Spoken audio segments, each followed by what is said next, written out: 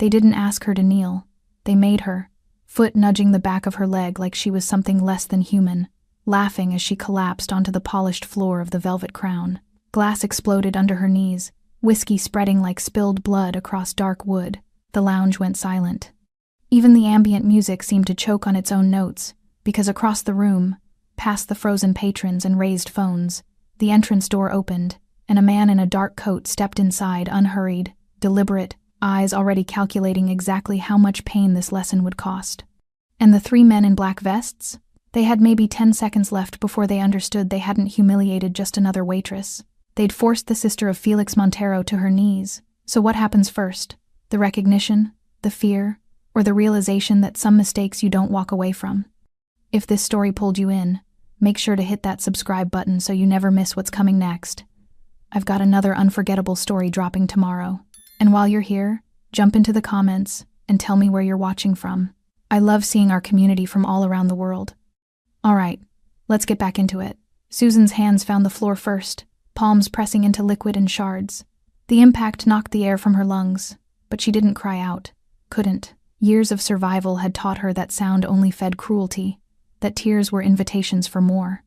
She knelt there, professional uniform now ruined, dark curls falling across her face like a curtain she wished would hide her completely. Amber light from the bar reflected off the spreading pool of liquor, turning the floor into a mirror that showed her exactly what she'd become. Small, powerless, alone. The 3 men stood over her in matching black vests and expensive shoes, forming a semicircle of entitlement.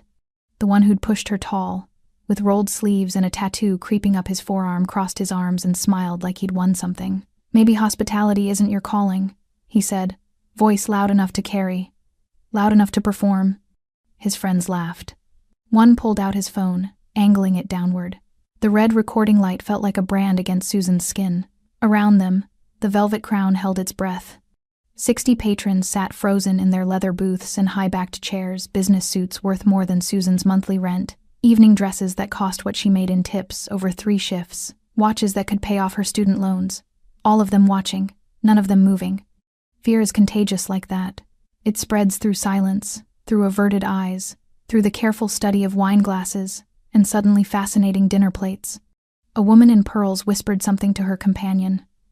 A man in a gray suit shifted in his seat, almost standing, then thought better of it. The bartender Miguel, who trained Susan on her first day, gripped the edge of the bar but stayed rooted behind it.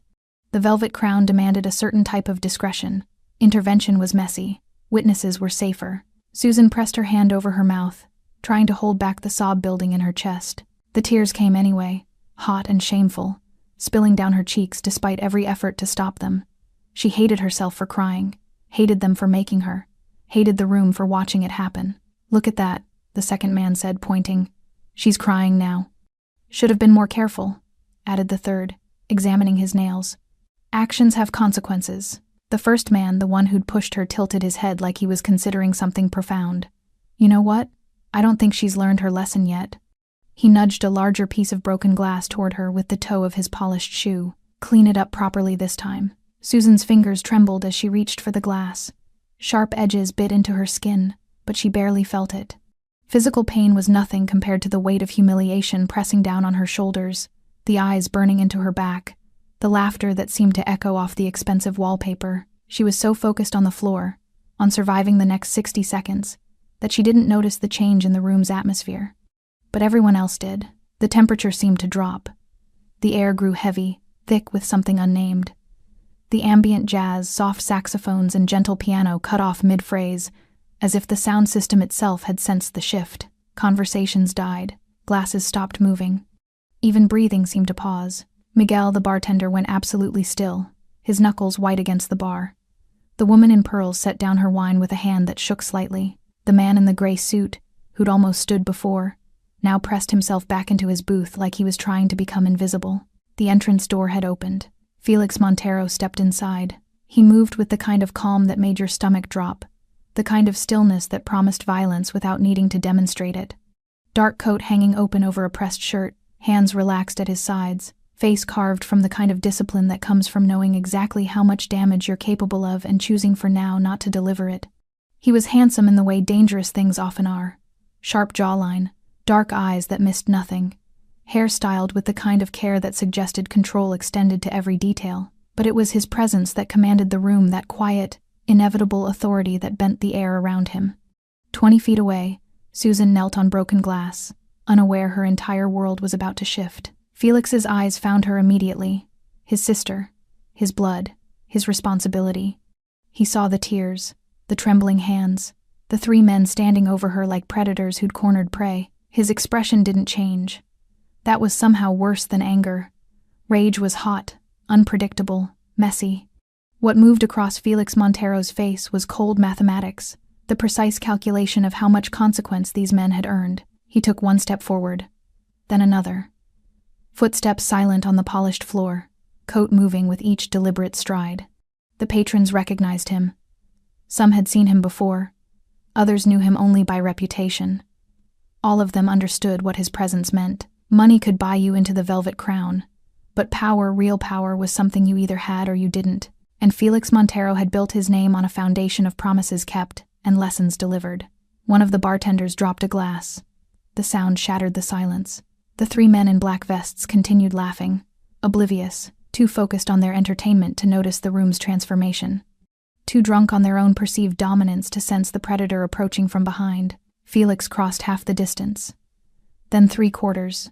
Susan finally looked up, tears still wet on her cheeks, and saw him. Their eyes met. She didn't call out. Didn't need to. Felix stopped 5 feet behind the men, close enough to hear their laughter. Close enough to see exactly how they'd positioned themselves around his sister. He waited, patient, letting the moment build, letting witnesses remember, because what came next would matter. 3 months earlier, Susan had walked into the Velvet Crown believing opportunity wore polished brass fixtures and leather upholstery. She'd been wrong about that. Dead wrong. Rule number 1, the floor manager had said during her first shift, barely looking up from his clipboard. The customer is always right, even when they're wrong. Rule number 2, don't talk back, ever. Rule number 3, if something breaks, you pay for it. He'd smiled then, thin and administrative. Questions?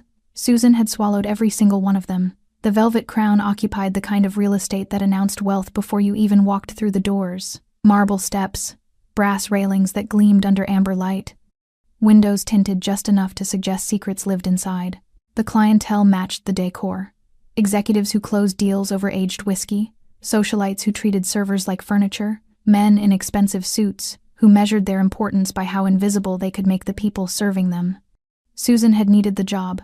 That was the beginning and end of her negotiating power. The first week, she'd learned to walk without making sound. The second week, she'd mastered the art of being present but unseen, refilling glasses before they emptied, clearing plates before being asked, anticipating needs while remaining perpetually out of frame. By the third week, she'd understood the real rules, the ones nobody wrote down. Don't make eye contact for too long. Don't smile too widely.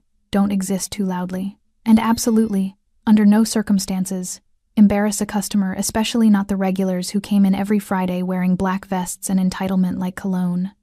Those 3 had noticed her immediately, though not in any way that felt like being seen, more like being assessed, catalogued, filed away under exploitable. The tall one with the forearm tattoo, Susan had learned his name was Derek. Though he'd never bothered learning hers, enjoyed making her reach across him for empty glasses, positioning himself so she'd have to brush against his shoulder. "Excuse me," she'd murmur. He'd lean in closer. The second one, stockier with a ring on every finger, liked to change his order 3 times, watching her write it down, cross it out, rewrite it, then claim she'd gotten it wrong anyway. "Is it really that difficult?" he'd ask, loud enough for nearby tables to hear. The third one, lean and cruel, smiled. Preferred psychological games. He'd leave generous tips, then ask for them back. "Actually, I don't think you earned this, do you?" What could she say? The answer was predetermined. Susan had endured it all because endurance was survival, because rent was due on the 1st of every month and student loans didn't care about dignity, because jobs like this, in places like this, didn't come easily to women with community college degrees and resumes full of gaps. So she'd smiled through gritted teeth, said yes, sir, and right away, and my apologies, built walls inside herself where pride could hide from humiliation, where self-respect could wait out the shift. But tonight, something had broken. Not just the glasses, though, those had shattered spectacularly, whiskey and gin mixing with crystal shards across the polished floor. What broke was the invisible line between exploitation and exhibition, between endurance and entertainment.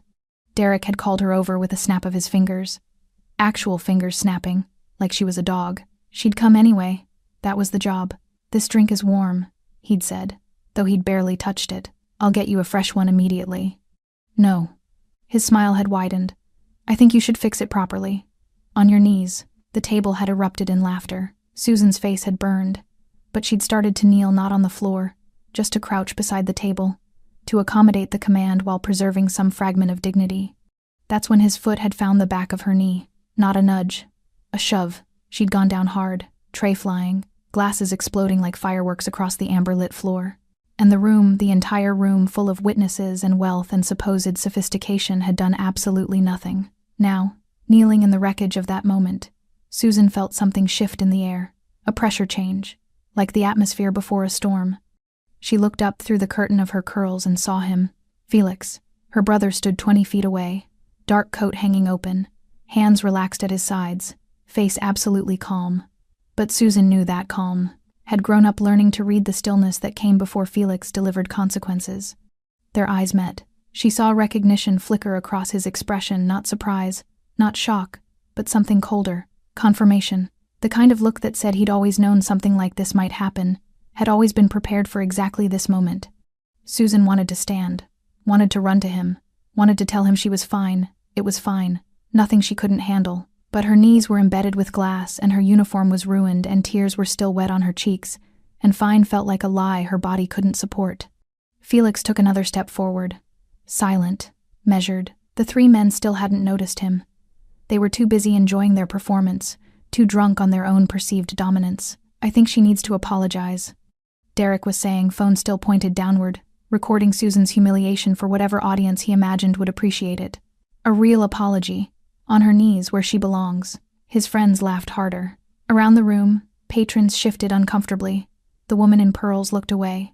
The man in the gray suit studied his steak with sudden intensity. Miguel, the bartender, gripped the bar so hard his hands shook, but he didn't move.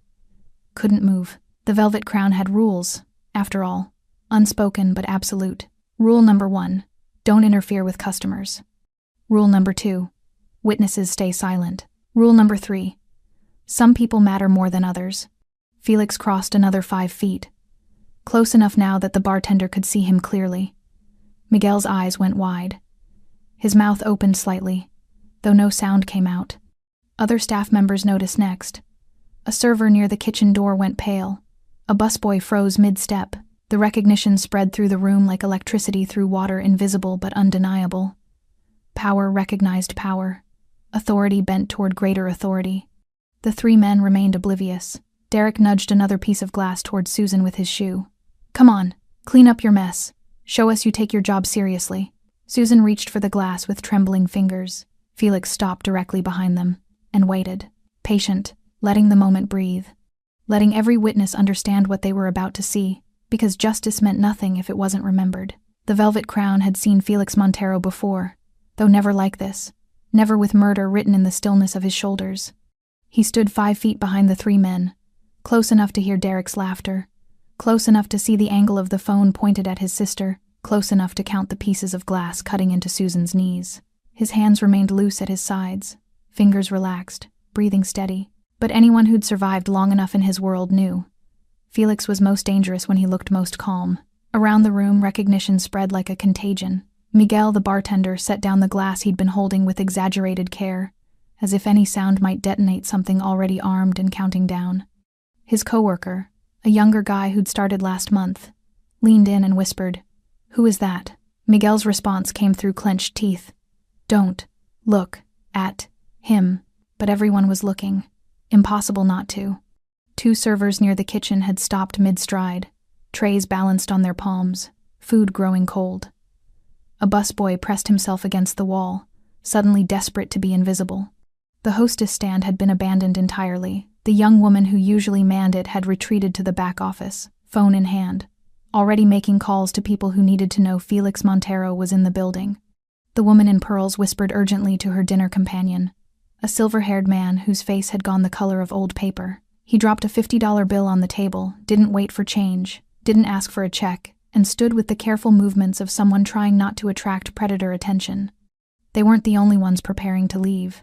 At a corner booth, 3 businessmen in tailored suits suddenly remembered urgent appointments. Near the bar, a couple signaled frantically for their tab. By the windows, an older gentleman who'd been nursing the same scotch for an hour pushed it away untouched and headed for the exit with remarkable speed for someone his age. The Velvet Crown was bleeding patrons, but the 60 who remained stayed frozen, caught between self-preservation and morbid fascination. Because this whatever was about to happen would become the story they told for years, the night they witnessed Felix Montero deliver a lesson at the Velvet Crown. Felix's reputation preceded him the way thunder precedes lightning. You heard it first, felt it in your chest, knew the strike was coming. They said he'd built his influence on 2 principles, family and memory. Family meant protection without negotiation. You touched someone under his care. You answered to him personally. Memory meant witnesses. Felix didn't hide consequences. He displayed them. Made sure people remembered what happened when you crossed certain lines. They said he'd once walked into a restaurant where a business partner had been disrespected and calmly asked the owner to close for the evening. When the owner refused, Felix had actually smiled and made a phone call. 20 minutes later, the city health inspector arrived. 30 minutes after that, the building inspector. By morning, the restaurant had 3 violations, 2 lawsuits, and a landlord suddenly interested in renegotiating the lease. The owner never learned who'd made those calls. He didn't need to. They said Felix didn't raise his voice because he'd never needed to. Authority that requires volume isn't really authority at all. They said a lot of things about Felix Montero. Some were exaggerated. Some were myths built on fragments of truth. But the core of every story was accurate. Felix protected what was his with the kind of totality that made examples of people who forgot that fact. And Susan kneeling on broken glass, tears wet on her cheeks, dignity shattered across polished wood, Susan was his. Felix observed the scene with the detached precision of someone cataloging evidence. The position of Susan's body, the angle of Derek's phone, the scattered glass, the spreading liquor, the expressions on surrounding faces, shock, fear, shameful relief. It wasn't them on the floor. He noted everything, filed it away, evidence for the trial that had already concluded. Derek was still talking, oblivious to the shift in atmospheric pressure. You know what your problem is? You don't know your place. Someone needs to teach you. Felix moved. Not rushed, not aggressive. Just shifted his weight forward, took 2 steps, and the air itself seemed to contract. The busboy against the wall actually gasped. Derek's friend, the stocky one with rings on every finger, felt it first. That primitive hindbrain warning that said predator, danger, run. He turned slowly, smile fading before his eyes even focused. When he saw Felix, the blood drained from his face so quickly he swayed. Derek, he said, voice barely audible. Derek, we need to… What? Derek didn't look up from Susan, too focused on his performance. I'm not done teaching. Derek, sharper now, urgent. The third man, lean and cruel, smiled, had gone absolutely still.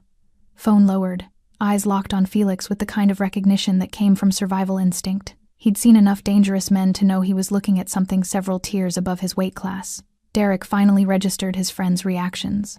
Finally turned around. Finally saw. Felix stood 3 feet away now. Hands still relaxed. Coat hanging open.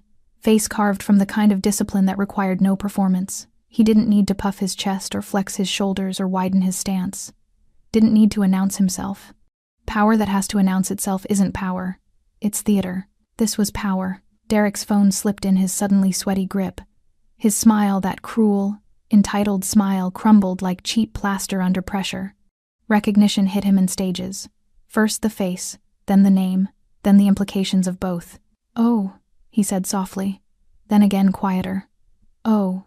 Felix said nothing, didn't blink, just stared at Derek with eyes that calculated exactly how much pain this lesson would cost, exactly how permanent the memory would be, exactly how thoroughly Derek would regret the next 5 minutes for the rest of his considerably less comfortable life. Behind him, Susan had gone completely still. Glass still embedded in her knees, tears still wet on her face. But something had shifted in her posture. The crushing weight of helplessness had lifted, replaced by something else. Hope. Felix's jaw tightened fractionally. the only visible sign of the rage burning beneath that cold, controlled exterior. Then he spoke. 2 words, quiet enough that only the men immediately around him could hear, but those 2 words changed everything. Step away. 2. Felix's voice was quiet, almost polite, the kind of tone you'd use asking someone to pass the salt at dinner. But it carried the weight of absolute authority, the certainty of consequence, the promise that this was the only warning they'd receive. Derek stumbled backward so fast he nearly tripped over his own feet. His phone clattered to the floor, screen cracking against the wood. The stocky one with the rings moved sideways, putting distance between himself and Susan like she'd suddenly become radioactive. The lean one, the cruel-smiled one, raised his hands slowly, palms out. Universal language for, "I'm not a threat." 3 seconds. That's how long it took for their entire power structure to collapse. Felix didn't move closer. Didn't need to. He just stood there, coat hanging open, hands relaxed, watching them scramble away from his sister with the clinical interest of someone observing a predictable chemical reaction. Around the room, 60 witnesses held their collective breath. Susan remained on the floor, glass still cutting into her knees, but her hands had stopped trembling. She stared up at her brother, tears drying on her cheeks, and something passed between them, years of history compressed into a single look. All the times he'd protected her as kids. All the reasons she'd stopped asking for help as an adult. All the distance she'd put between them to prove she could survive on her own. And here he was anyway, like he'd always been watching, like he'd always known this moment might come. Felix's gaze shifted from the men to Susan, and his expression softened fractionally, not much, barely noticeable to anyone who didn't know him. But Susan saw it, saw the concern beneath the controlled rage, the fear beneath the authority. "You're hurt," he said quietly. Not a question, a statement of fact that someone would answer for. Susan started to shake her head, started to say she was fine, but Felix was already moving. He stepped past the 3 men like they were furniture irrelevant, beneath notice, and knelt beside his sister with a grace that seemed impossible for someone his size. Up close, Felix was even more imposing. Broad shoulders, muscled forearms visible where his sleeves were rolled, chest broad beneath his pressed shirt. But it was his face that held attention, sharp jawline, dark eyes that missed nothing, features that could have been handsome in a softer life but had been hardened by choices and consequences. He reached out slowly, telegraphing the movement, and gently pushed Susan's curls back from her face. His fingers were careful, tender, the same hands that had built a reputation for delivering pain now wiping tears from his sister's cheeks with a gentleness that made the watching crowd ache. "Let me see," Felix said. Susan shifted slightly, and he saw the glass embedded in her knees, the blood seeping through her stockings, the way she'd been kneeling in liquid and shards for God knew how long while 3 men laughed and a room full of people watched. Something flickered across Felix's face. Not rage, rage was too hot, too immediate. This was colder, deeper, the kind of anger that didn't explode but rather calcified into permanent consequence. He looked up at Miguel behind the bar, didn't raise his voice, didn't need to. "First aid kit. Now." Miguel moved faster than he'd ever moved in his life, nearly knocking over 2 bottles in his haste to reach the kit beneath the register. He brought it to Felix personally, hands shaking slightly as he offered it. "Thank you," Felix said, polite as Sunday dinner. Miguel retreated quickly. Felix opened the kit with practiced efficiency and pulled out antiseptic wipes, gauze, tweezers. He set them on the floor beside him in a neat line, then looked at Susan with an expression that asked permission without words. She nodded. He began removing glass from her knees with the precision of someone who'd done field medicine before. Each piece came out clean, dropped into his palm, transferred to a napkin Miguel had nervously provided. Felix worked in silence, focused entirely on his sister, the rest of the room temporarily forgotten. This was the image that would burn into every witness's memory. Felix Montero, one of the city's most feared figures, kneeling on the floor of the Velvet Crown, carefully tending his sister's wounds with hands that could break bones but chose instead to heal. The woman in pearls had tears in her eyes. The man in the gray suit looked like he might be sick. Even the staff seemed shaken by the intimacy of it, the contrast between reputation and reality. Behind them, Derek and his friends remained frozen, shoes scraping occasionally against wood as they shifted weight, unsure if they were allowed to leave, terrified to stay. Felix cleaned Susan's knees with antiseptic, then wrapped them carefully in gauze. He worked without speaking, jaw tight, shoulders tense. When he finished, he helped her stand one hand under her elbow, the other supporting her back, and steadied her until he was certain she could hold her own weight. Only then did he turn around. The temperature in the room plummeted. Felix's expression had shifted from gentle concern to something carved from ice and inevitability. He looked at the three men the way you might look at a stain that needed removing, a problem that required solving, an error that demanded correction. Derek opened his mouth, closed it, tried again. "Look, we didn't know." Felix raised one hand. "Palm out. Stop." Derek's mouth snapped shut so fast his teeth clicked. "You don't apologize to me," Felix said quietly. Each word precisely articulated, carefully spaced. "You don't explain to me. You don't speak to me at all." He took one step forward. The three men collectively stepped back. "You humiliated my sister," Felix continued, voice still quiet, still controlled. "Made her kneel on broken glass. Recorded it, laughed about it. In front of 60 witnesses. Another step forward, another step back from them. So here's what happens next," Felix said. "You're going to leave. You're going to walk out of here with whatever dignity you think you have left. And you're going to spend the rest of your lives remembering this moment." Derek's face had gone from pale to gray.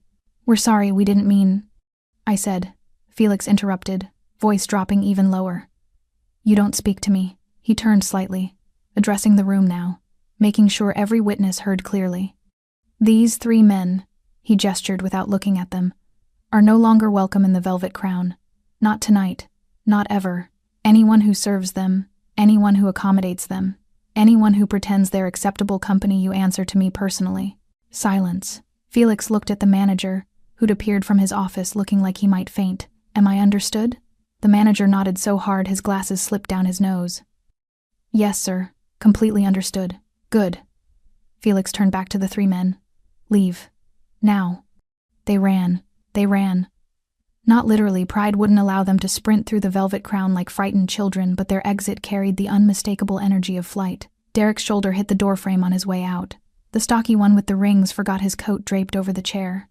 The lean one looked back once, caught Felix's eyes still tracking him, and moved faster. The door closed behind them with a soft click that somehow felt louder than a slam. For 3 full seconds, nobody in the Velvet Crown moved. 60 witnesses frozen in a tableau of aftermath, afraid that breathing too loudly might remind Felix Montero they'd watched his sister kneel on broken glass and done nothing to stop it. Then Felix turned back to Susan. The transformation was immediate.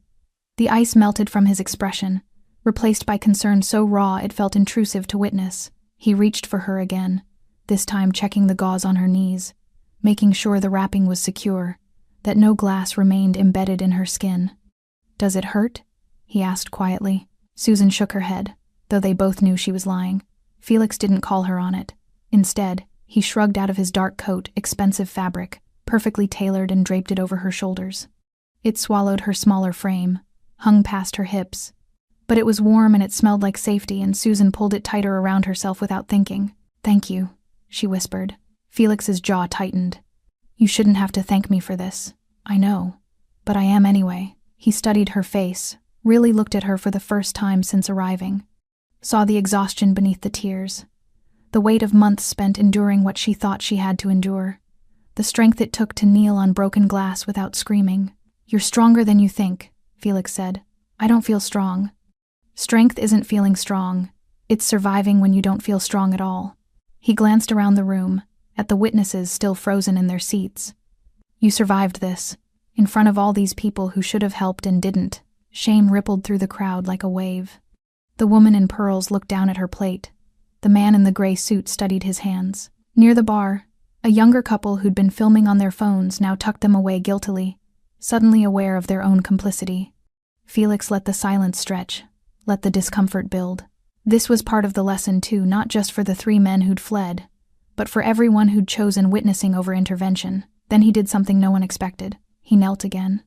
Not to tend wounds this time, but to collect the pieces of broken glass scattered across the floor. One by one, carefully, he picked up each shard and placed them in the napkin Miguel had provided earlier. His movements were methodical, almost meditative, the most dangerous man in the room cleaning up the mess other men had made. Susan watched him, throat tight with emotion she couldn't name. "Felix, you don't have to." "Yes," he interrupted gently. "I do." Miguel appeared beside them, first aid kit still in hand, looking uncertain. "Sir, I can—" "No." Felix didn't look up. This is mine to clean. The symbolism wasn't lost on anyone watching.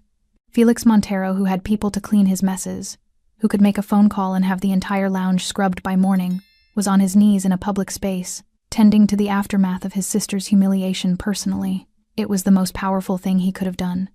More powerful than violence. More memorable than threats. This image, Felix kneeling beside Susan, carefully collecting glass, treating the moment with a reverence that said family matters more than pride would outlive any beating he could have delivered. When he finished, Felix stood and held out his hand to Susan. Not pulling, not demanding, offering. She took it.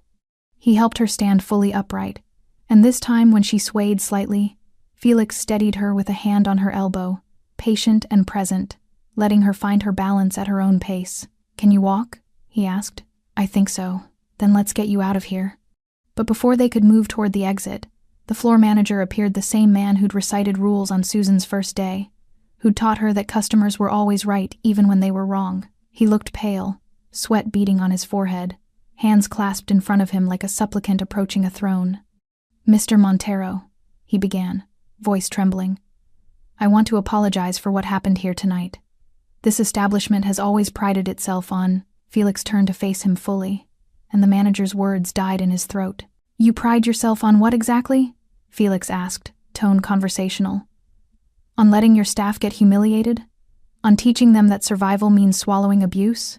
On creating an environment where men like that feel comfortable making a woman kneel?" The manager opened his mouth, closed it. No answer would save him. "My sister," Felix continued, "has worked here for 3 months. 3 months of showing up on time, doing her job well, enduring things she shouldn't have had to endure. And tonight, when she needed one person, just one person to step in, your establishment failed her completely. We have policies about customer conflicts." "Policies?" Felix repeated, the word somehow damning. "Those 3 men assaulted her, made her bleed, filmed it for entertainment. And your policies said to do nothing?" The manager's face went from pale to gray. We didn't want to escalate." "You already escalated. By doing nothing." Felix's voice remained quiet, controlled, which made it more terrifying than shouting ever could have been. "You escalated her pain, her humiliation, her belief that she had to survive this alone." Felix glanced around the room, making sure every witness heard his next words clearly. "Effective immediately, Susan no longer works here. She quits. With full pay for tonight and compensation for 3 months of hostile work environment." The manager looked like he might argue, then caught the expression on Felix's face and thought better of it. "Of course. Whatever you think is—" "I don't think. I know." Felix turned back to Susan, expression softening again. "Ready?" Susan nodded, tears threatening again, but for different reasons now. Relief, gratitude, the overwhelming feeling of being protected after months of protecting herself. Felix guided her toward the exit, coat still draped over her shoulders, his hand steady at her back. Behind them, the velvet crown remained frozen 60 witnesses who would never forget the night they learned what real power looked like.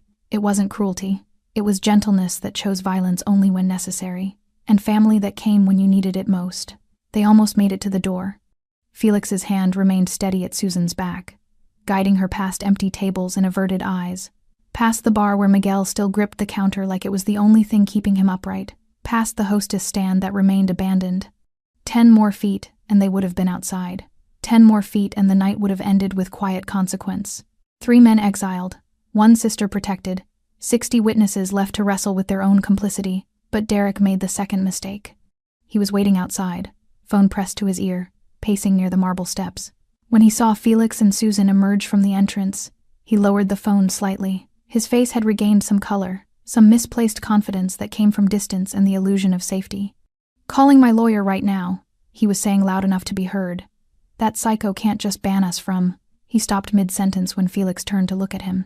Susan felt her brother's hand tighten fractionally against her back, the only outward sign of the rage that must have been coursing through him. But his expression remained calm, almost serene.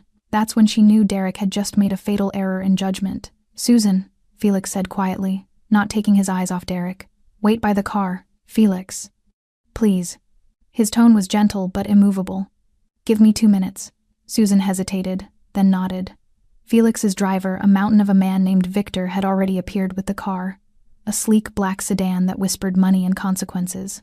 Victor opened the back door for Susan, his face carefully neutral, but his eyes tracking Derek with the focused attention of someone calculating threat levels. Susan slid into the leather interior, coat still wrapped around her shoulders, and watched through the tinted window as Felix descended the marble steps with that same unhurried deliberateness that had carried him across the velvet-crowned floor. Derek's two friends had vanished. Smart. They'd recognized the danger and disappeared into whatever holes men like them crawled into when consequences came calling. But Derek remained, phone still in hand, false bravado propped up by whatever voice was on the other end of that call. "I'm going to sue you," Derek said as Felix approached. "Harassment, intimidation, threatening behavior." Felix stopped 3 feet away. "Are you finished? You can't just—" "I asked if you were finished." Something in Felix's tone, that absolute, unshakable authority, made Derek's mouth snap shut. He lowered his phone completely, though his hand still gripped it like a talisman. "Good," Felix said. "Now listen carefully, because I'm only going to explain this once." Inside the car, Susan watched her brother's back, saw the set of his shoulders, the controlled stillness that preceded action. She'd seen this before, years ago, when a teacher had humiliated her in front of her entire class. Felix had been 17 then, already building the reputation that would define his adult life. He'd shown up at the school the next day and had a conversation with that teacher, just a conversation. Nothing physical, nothing actionable, but the teacher had transferred to a different district within the month. Felix didn't need violence. He had something far more effective: the certainty of consequence. "You put your hands on my sister," Felix continued, voice carrying in the quiet night air. "You made her kneel. You filmed her crying. You turned her pain into entertainment." Derek opened his mouth to interrupt, but Felix raised one finger and the words died unspoken. "I let you walk out of there intact. I gave you the opportunity to leave with your dignity, whatever scraps of it remained. But standing out here, calling your lawyer, threatening me, that tells me you didn't learn anything.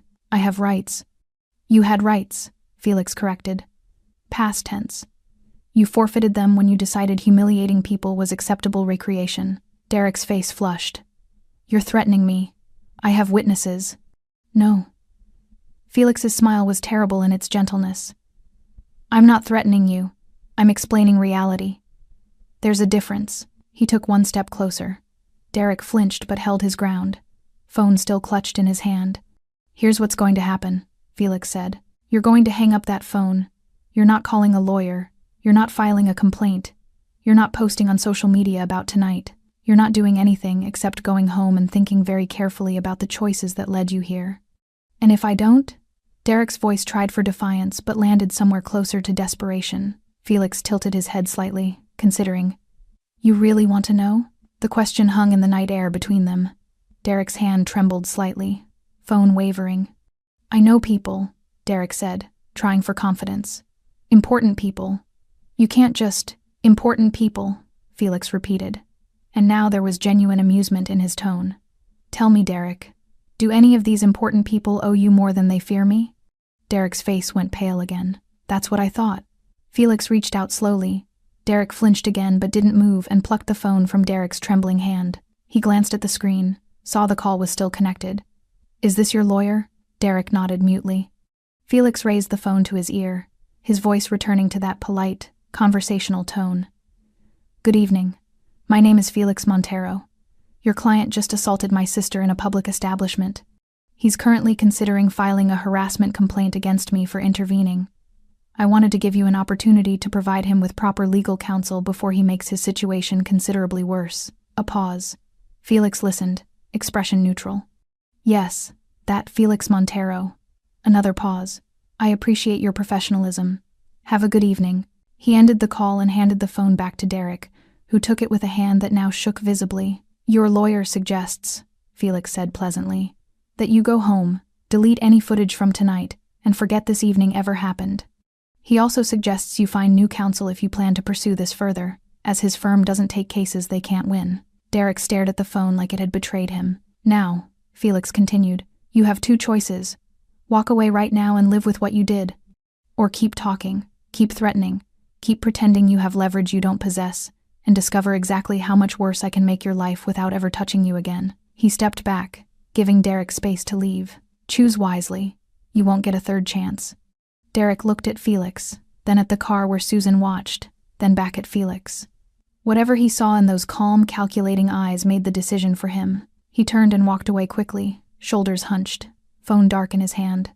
Felix watched until Derek disappeared around the corner, then turned and walked back to the car with that same measured pace. Victor opened the door for him, and he slid into the back seat beside Susan. The car pulled away from the Velvet Crown in silence. Victor drove with the quiet competence of someone who'd seen worse nights than this, his eyes checking the rearview mirror at regular intervals, always watching, always assessing. Susan sat wrapped in Felix's coat, forehead pressed against the cool window, watching the city lights blur past. Her knees throbbed beneath the gauze, but the physical pain was nothing compared to the emotional exhaustion settling over her like heavy fabric. Felix said nothing, just sat beside her, hands folded in his lap, giving her space to process. 3 blocks passed before Susan spoke. "You didn't hurt him." "No. Why not?" Felix turned to look at her, expression unreadable in the shifting light. "Because some punishments last longer than bruises." Susan absorbed this, then nodded slowly. She understood. She'd grown up watching Felix operate, watching him build influence not through violence but through the carefully orchestrated collapse of consequences. Their father had been the opposite, all rage and fists and immediate gratification. Felix had learned young that fear based on anticipation was more effective than fear based on memory. "What happens to them now?" she asked quietly. Felix pulled out his phone, a sleek device that looked ordinary but Susan knew was anything but. He tapped the screen a few times, then began making calls. The first was to someone named Marcus. "It's me," Felix said when the call connected. "I need you to look into 3 men." He rattled off names: Derek Castellano, James Voss, Peter Chen, along with physical descriptions and the fact they'd been at the Velvet Crown tonight. Employment, business licenses, professional associations, anything that gives them standing. "I want to know where they're vulnerable." A pause while he listened. "No, nothing illegal. I just want information. By morning." He ended the call and immediately dialed another number. This time a woman answered. Susan could hear her voice through the speaker, professional and alert, despite the late hour. "Elena, I need a favor. 3 men assaulted someone under my protection tonight at the Velvet Crown. I want it known they're no longer welcome in any establishment where I have influence." Elena's response was immediate. "The usual list?" "Expanded list. Every restaurant, club, lounge, and bar in the city that values my patronage. They get turned away at the door. Politely, professionally, but absolutely. Consider it done. Do you want this permanent or temporary?" Felix glanced at Susan, then back at his phone. "Permanent until I say otherwise." "Understood. I'll have it circulated within the hour." The call ended. Felix made 3 more in rapid succession to people whose names Susan didn't recognize but whose tones suggested they took Felix's requests very seriously. Each conversation was brief, professional, devastating in its efficiency. By the time the 4th call ended, Derek, James, and Peter had been effectively exiled from the city's social infrastructure, not through violence, not through overt threat, just through the quiet withdrawal of access and influence that made a city navigable for men like them. Susan watched her brother work with a mixture of awe and discomfort. This was Felix's world, a world where power moved through phone calls and favors, where consequences accumulated silently until they became inescapable. "You're scaring me a little," she admitted. Felix lowered his phone and looked at her directly. "Good. Not because I want you afraid of me, but because I want you to understand you're never as alone as you feel. I didn't ask for this." "I know. You never ask. That's the problem." He shifted in his seat to face her more fully. "Susan, you've been working at that place for 3 months. 3 months of coming home exhausted, of dodging my calls, of pretending everything was fine when I could hear in your voice that it wasn't. I was handling it. You were enduring it. There's a difference." Felix's jaw tightened. "And tonight it escalated from endurance to assault. So yes, I'm making calls. Yes, I'm using my influence. Because that's what family does." Susan felt tears threatening again. Frustration, gratitude, exhaustion all mixing together. "I wanted to prove I could survive without you." "Why?" The question was simple, but the answer was complicated. Susan looked out the window, searching for words. "Because everyone in my life knows I'm Felix Montero's sister. At the community college, in job interviews, at the Velvet Crown, it's always there. This weight, this expectation, I wanted something that was mine, something I earned without your shadow making it easier." Felix was quiet for a long moment. When he spoke, his voice was softer than she'd heard it all night. I understand that. I do. But Susan, refusing help when you need it isn't strength. It's just pain you're choosing to carry alone. I didn't want to be weak. You think asking for help is weak? Felix reached over and gently tilted her chin so she had to look at him. You knelt on broken glass and didn't scream. You held yourself together while men tried to break you for entertainment. You survived months of subtle cruelty without letting it destroy your capacity for kindness. That's not weakness. That's the opposite of weakness. Tears spilled over despite Susan's best efforts. Felix pulled her into a careful hug, mindful of her injured knees, and let her cry against his shoulder while the car navigated the quiet streets. I'm sorry I didn't call you, Susan whispered. I'm sorry you felt you couldn't. They stayed like that for several blocks, brother and sister, protector and protected, both carrying the weight of choices and consequences. Eventually Susan pulled back, wiping her eyes. What happens now? Now? Felix pulled out his phone again and showed her the screen. Now Marcus sends me a very detailed report about 3 men who are about to have several very bad weeks. The report was already coming through employment information, business partnerships, professional certifications, social connections. Felix scrolled through it with the focused attention of someone reading evidence in a trial that had already been decided. Derek Castellano works in commercial real estate, Felix read aloud. His firm relies heavily on city contracts and connections with property developers, several of whom owe me favors. He scrolled further. James Voss owns a luxury car dealership, financing through 3 banks where I have significant accounts. Another scroll. Peter Chen is a financial consultant, manages portfolios for high net worth clients who value discretion and stability. Felix looked up at Susan. By tomorrow morning, Derek's firm will be reassessing his position. James's financing will become more expensive. Peter's clients will start asking uncomfortable questions about liability and judgment. You're going to ruin them. No, Felix corrected gently. I'm going to let them ruin themselves. I'm just removing the safety nets they didn't appreciate having. He powered off his phone and pocketed it. Consequences walk quietly, Susan. They don't announce themselves. They just arrive. The car turned onto a quieter street, away from the glittering downtown core where the Velvet Crown lived among other temples of manufactured sophistication. Here, the buildings were older, more honest brick facades that didn't pretend to be anything other than what they were. Victor pulled up to a brownstone with warm light glowing in the upper windows. Felix's place. Susan had been here before, though not recently. Not since she'd decided independence meant distance. Come inside, Felix said. It wasn't a command, despite how it might have sounded. Let me clean those wounds properly. Make sure there's no glass I missed. Susan wanted to argue, wanted to prove she could go home, take care of herself, continue the pattern of self-reliance she'd been building. But her knees hurt and exhaustion had settled into her bones, and the thought of being alone right now felt unbearable. Okay, she said quietly. Victor opened the door for them. Felix helped Susan out carefully, his hand steady under her elbow as she found her balance on the sidewalk. The gauze around her knees had darkened slightly, not bleeding through, but enough to show the wounds weren't superficial. Inside, the brownstone was exactly as Susan remembered. Clean lines, expensive but understated furniture, everything in its place. This was Felix's sanctuary, the space where he could shed the weight of reputation and just exist. He guided her to the couch, then disappeared into what she knew was a fully stocked medical supply closet. Felix had always been prepared for emergencies, a habit born from their childhood, from years of patching each other up after their father's rages. When he returned, he carried a proper first aid kit, bottled water, and clean towels. He knelt in front of her the second time tonight he'd taken that position and carefully began unwrapping the gauze he'd applied at the Velvet Crown. This might sting, he warned before applying fresh antiseptic. It did sting, but Susan bit her lip and stayed still.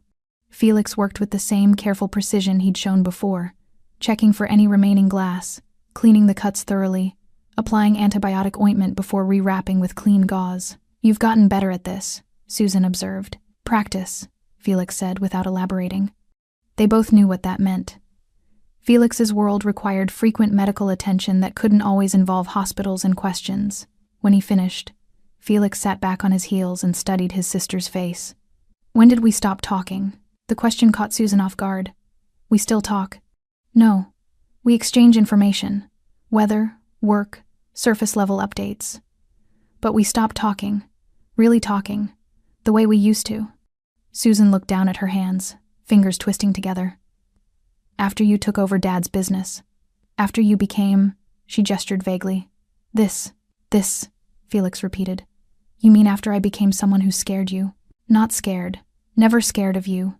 Susan met his eyes. Scared for you. And scared of what being your sister meant. Everyone looked at me differently once your reputation grew. Like I was dangerous by association. Like I came with threats attached.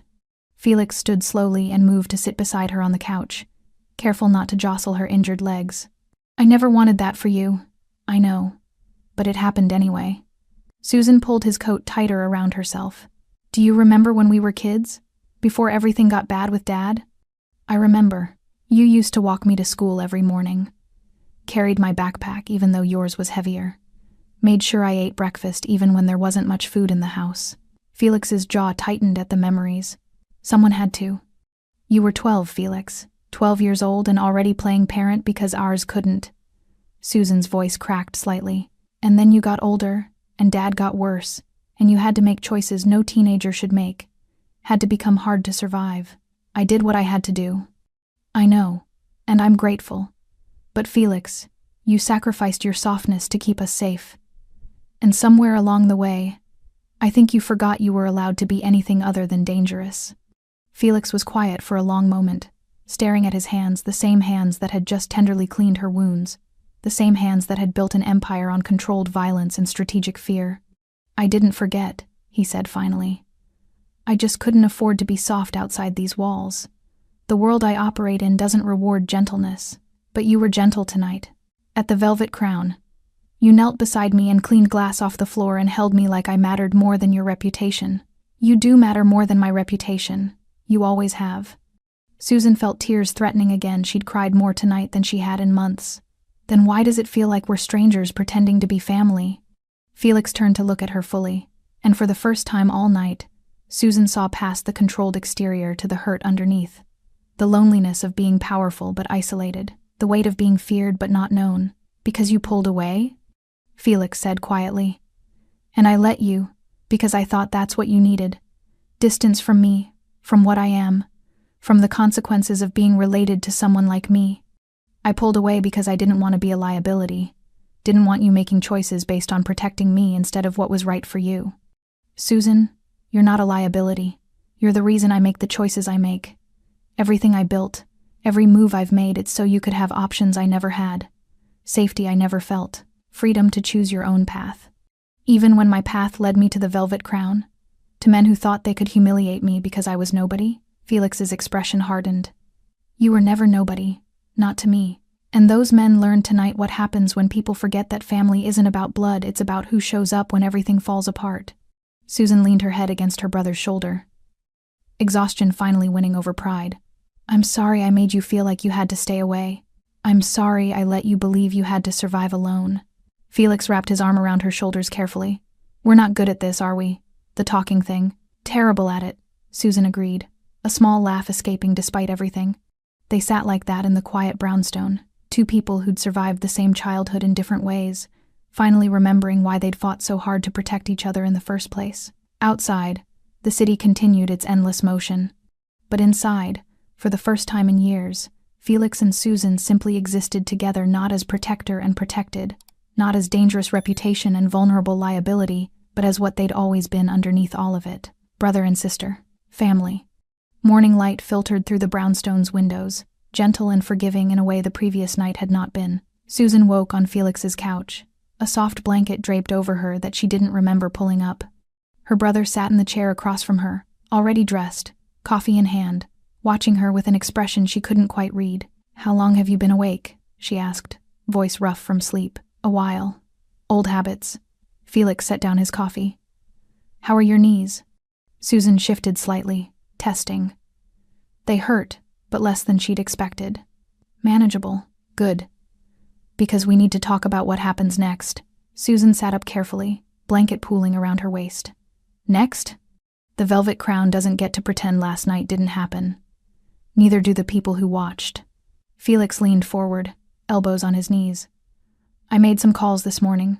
The ownership is very interested in demonstrating their commitment to staff safety. Felix, they're implementing new policies, mandatory intervention training for management, direct lines for reporting harassment, Security protocols for removing abusive patrons. He paused. And they're hosting a staff meeting today to address what happened and ensure it never happens again. Susan processed this. You're reforming the Velvet Crown. I'm making sure what happened to you doesn't happen to anyone else who works there. I don't work there anymore. You made me quit, remember? Felix's expression softened slightly. I gave you an exit. But if you want to go back, if you want to walk back into that room and show them you're not broken, I'll support that too. Your choice. The thought of returning to the Velvet Crown made Susan's stomach clench. But there was something appealing about the idea of walking back and standing upright, no longer the woman who'd knelt on broken glass while everyone watched. I want to see it, she said. I want to see if anything actually changes. Then we'll go together. The Velvet Crown looked different in daylight, less polished, more exposed. The amber lighting that had hidden so many cruelties couldn't compete with the sun streaming through those tinted windows. Staff had gathered in the main dining area, servers, bartenders, kitchen workers, all looking uncomfortable in the space they usually worked. Miguel stood near the bar, arms crossed, expression guarded. Other servers Susan recognized sat at tables, whispering to each other. When Felix and Susan walked in, silence dropped like a curtain. Every head turned. Every conversation died. They all remembered. Of course they remembered. The floor manager, the same man who'd recited rules about customer supremacy, stood near the hostess stand, looking like he'd aged 5 years overnight. Beside him stood a woman in an expensive suit that screamed corporate authority. The owner, Susan guessed, or someone close to ownership. Thank you all for coming, the woman began, voice steady despite the tension in the room. I'm Patricia Simmons, Regional Director. I'm here because last night, this establishment failed one of its employees in the most fundamental way possible. She gestured toward Susan. Many of you witnessed what happened. All of you heard about it by now. A server was assaulted by patrons while working her shift. She was physically harmed, publicly humiliated, and according to multiple accounts, 60 people watched it happen. The room shifted uncomfortably. Guilt was thick enough to taste. This isn't about blame, Patricia continued. This is about accountability and change. Effective immediately, the Velvet Crown is implementing new protocols. She outlined them systematically. Mandatory training, anonymous reporting systems, management empowered to remove abusive patrons without corporate approval, security staff trained to recognize escalating situations. But policies mean nothing without culture change, Patricia said. So I'm asking each of you, what would have made a difference last night? What needs to change so that next time, and there will be a next time someone gets out of line, we respond differently? Silence held for several seconds. Then Miguel spoke up. We need to know we won't get fired for defending each other. Agreed, Patricia said.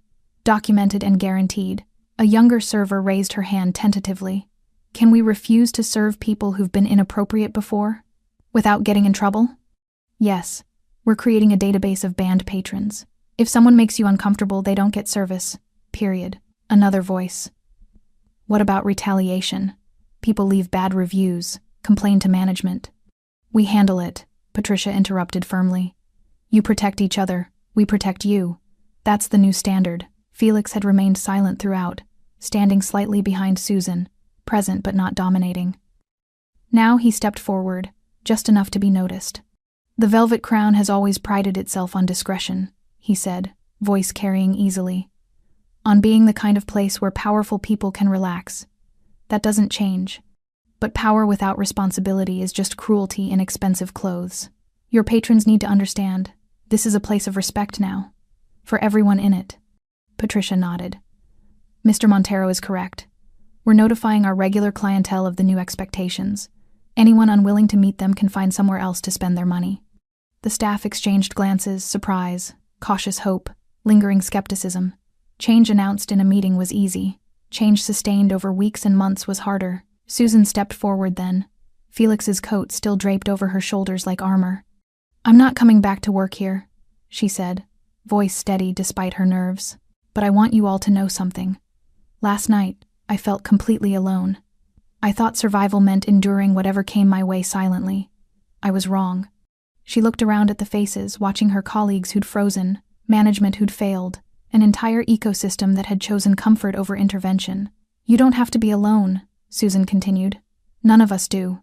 What happened to me could happen to any of you. And when it does, when someone crosses a line, when you feel unsafe, When you need help, I hope you'll speak up. I hope you'll intervene for each other. Because nobody should have to kneel on broken glass while a room full of people watches. Miguel was the first to stand. Then another server, then another. Within seconds, the entire staff was on their feet, not applauding, not cheering, but standing in silent solidarity that said, "We hear you, we see you, we'll do better." Susan felt Felix's hand settle gently on her shoulder. Supportive, present, but letting her have this moment. The velvet crown would never be perfect. But maybe, just maybe, it could be better. The brownstone was quiet that evening. Felix had given Susan space to rest, to process, to decide what came next. She'd spent most of the afternoon on his couch, alternating between sleep and staring at the ceiling, her mind replaying the past 24 hours on an endless loop. Now she stood in front of the mirror in Felix's guest bathroom, examining her reflection. The woman looking back at her had bandaged knees and exhaustion written in the shadows under her eyes, but she also looked different somehow. Stronger, maybe. Or just less willing to apologize for taking up space. A knock on the doorframe made her turn. Felix leaned against it, hands in his pockets, expression gentle. "How are you feeling?" "Honestly, I don't know." Susan turned back to the mirror. "Part of me wants to pretend last night never happened, but a bigger part knows I can't unsee what I saw, which is how easy it is to become invisible, how quickly people choose comfort over courage." She met Felix's eyes in the reflection. How alone you can feel in a room full of witnesses. Felix stepped into the bathroom, leaning against the counter beside her. "You're not invisible, Susan. You never were." I felt invisible. For 3 months, I felt like I only mattered when someone needed something from me. A drink refilled, a table cleared, an apology delivered for mistakes I didn't make. She touched the edge of the bandage on her knee. And then last night, I mattered for all the wrong reasons. Because I was entertainment. Because hurting me was easier than respecting me. That's on them, not you. I know. But it still happened. And I can't pretend it didn't change something. Felix was quiet for a moment. Then, "What do you want to do now?" "Not what you think you should do. Not what makes the best story. What do you actually want?" Susan considered the question carefully. What did she want? "I want to stop proving things," she said finally. "I spent 3 months at the Velvet Crown trying to prove I could survive without you. Trying to prove I was strong enough, independent enough, capable enough. But all I proved was that suffering alone doesn't make you stronger. It just makes you alone." "So what does that mean?" Susan turned to face her brother directly. "It means I'm done pretending I don't need people. Done treating help like weakness. Done carrying weight I don't have to carry just to prove some point about independence." Felix's expression shifted relief mixed with something that looked like pride. "That's the smartest thing I've heard you say in years. Don't let it go to your head." But Susan smiled slightly. "I'm still not moving back in with you, or joining the family business, or whatever protective big brother fantasy you've got planned. Wouldn't dream of it. But I'm also not going to disappear for months at a time because I'm afraid of being Felix Montero's sister. That's who I am, part of who I am.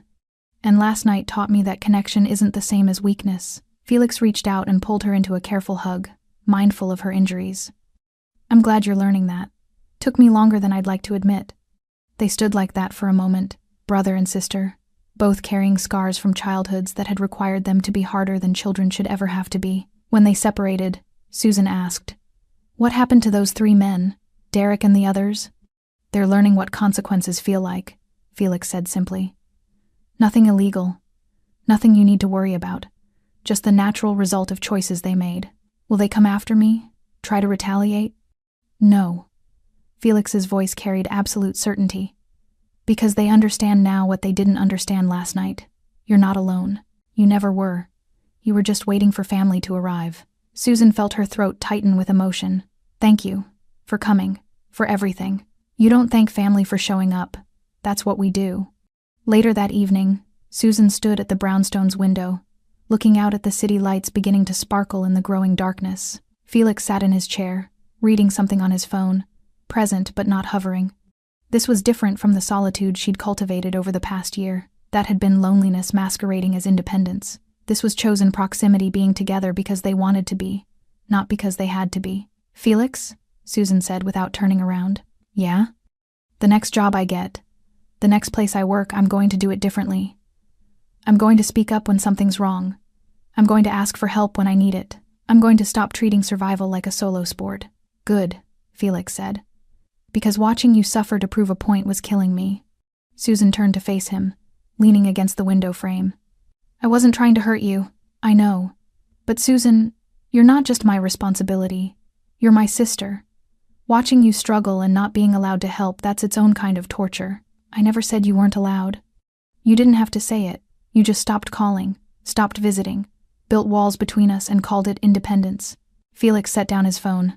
I respect your autonomy, but autonomy doesn't mean isolation. Susan absorbed this, recognizing the truth in it. I'll do better. We'll do better. Deal.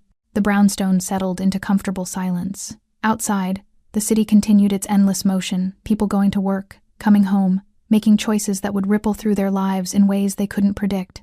Somewhere out there, Derek and his friends were learning what it meant to lose access, to feel consequences accumulate like interest on unpaid debts. Somewhere out there, the Velvet Crown staff was deciding whether new policies meant real change or just better worded exploitation.